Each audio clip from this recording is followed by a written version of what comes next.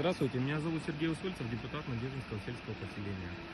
Совместно с сотрудниками полиции приехали в комплекс ООО «Система», где, как сказал старший, прогревается печь. Раз в неделю ГУД прогревает печь, чтобы она не пришла негодной. Что касается пестицидов, пестициды данные накрытые. Видно, что один мешок полупустой и откинут тент, но нет следов от пестицидов в данной печи, что и сжигали. Непонятно на данный момент, что жгут. Словам нельзя верить, но люди данного поселка жалуются на кислый привкус во рту, кашель. И у меня, у самого у двух сотрудников полиции разболелась голова.